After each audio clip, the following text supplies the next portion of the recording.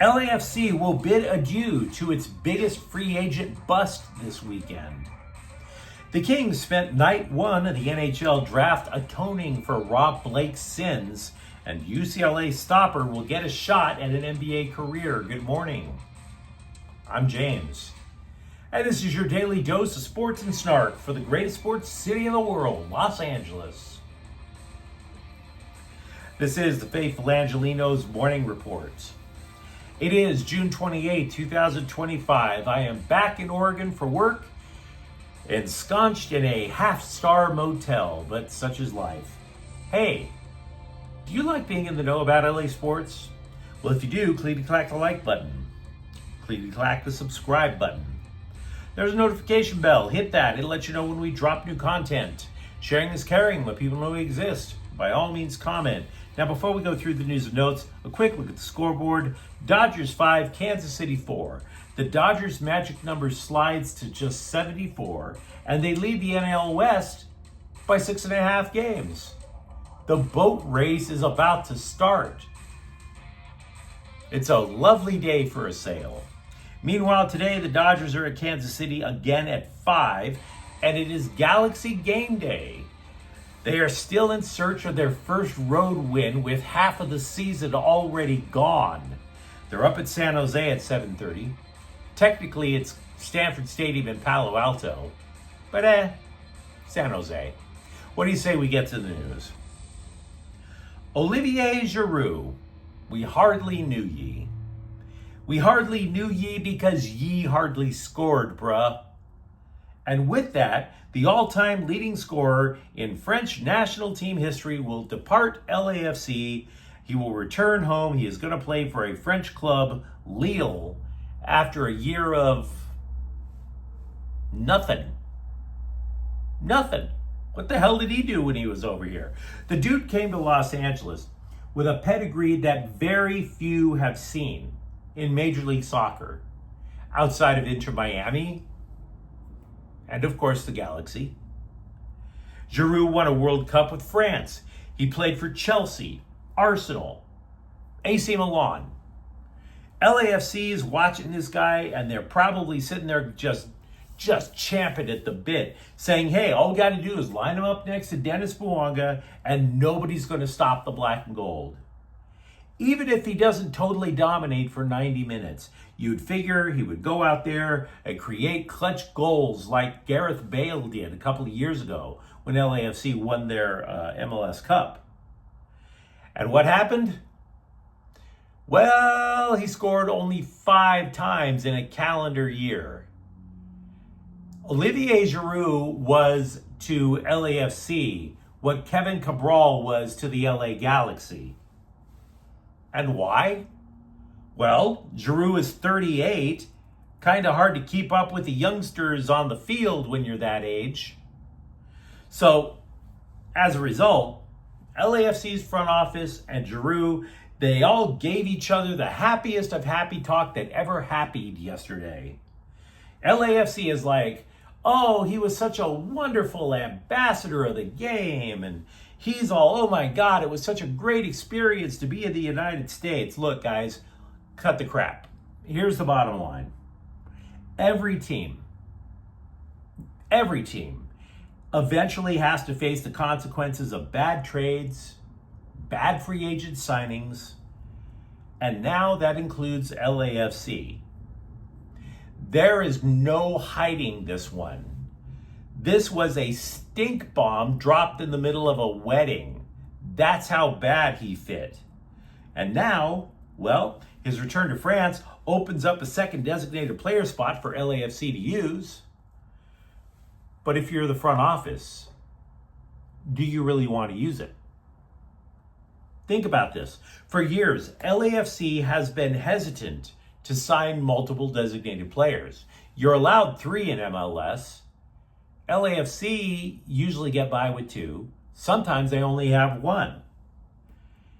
If you miss on your designated player signings, your team takes a profound hit. Not just financially, in terms of results, because you figure you got to play that DP no matter how much he stinks up the joint. If Giroud was an ideal fit, LAFC would not be sixth place in the Western Conference right now.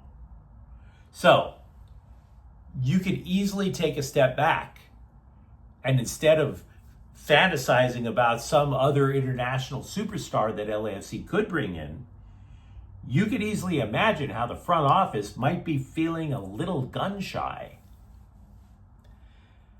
Let me know, of course, what you think in the comments thread.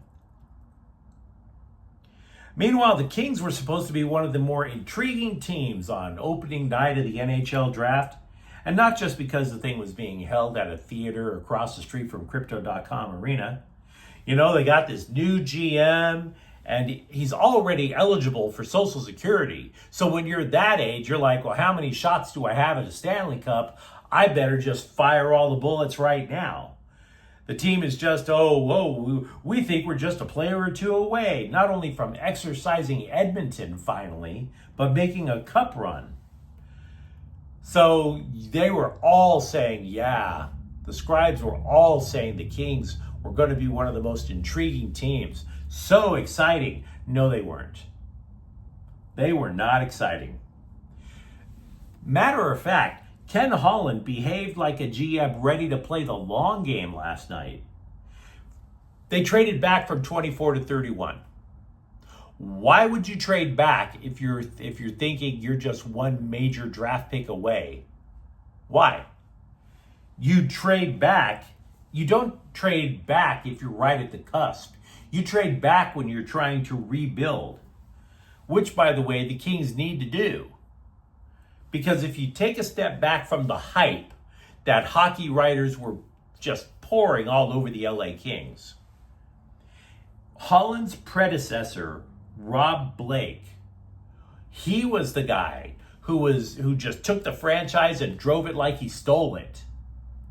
Consider the two things from last night. Holland acquired a second-round pick in addition to moving back in the first round. Blake traded away the Kings' original second-round pick in this particular draft. He did so to acquire Tanner Jeannot from Tampa Bay. After all, we're just one player away, right? So how did that work out? Not well. 7 goals. Granted, it's more than Olivier Giroud over at LAFC, but 7 goals? Not exactly a needle mover. Meanwhile, the Kings, after trading back in the first round with the 31st pick, they take defenseman Henry Brustowicz. Now look, this is not a sexy pick, but it is probably the correct pick for a number of reasons. 1, the guy comes from the highly regarded London Knights junior program. 2, he's tall, mobile. Scouts say he's really fundamentally strong. And unlike many of Blake's draft picks, the newbie could be described as a smooth skater. For reasons unknown, Blake loved taking hockey players who don't know how to skate. That's not a joke. That is an actual description of the scouting reports of many of Blake's draft picks. Skating is kind of important in hockey. And by the way, the third reason that this is a smart choice, Blake gutted the franchise of defensive prospects. For years, the Kings had this massive, just flooded with prospects. They had great defensive prospects. They didn't have great goalies, though. Now the story is flipped. The Kings have great goalies already, but with Brustowicz, you're looking at seeing him eventually in the NHL. So this is a prospect that should make it. He's not going to be the next Drew Doughty. He is going to be a solid addition eventually. Former UCLA and USC forward Kobe Johnson, who was seen as a possible NBA draft pick, he didn't get taken, but he did sign as a free agent with Atlanta. He's a 3-time all-defensive team selection in both the Pac-12 and the Big Ten. And I hate myself for what I'm about to tell you. I know the scribes don't think much of Johnson's chances because they spent a lot more time talking about the feel-good aspect of him signing with Atlanta.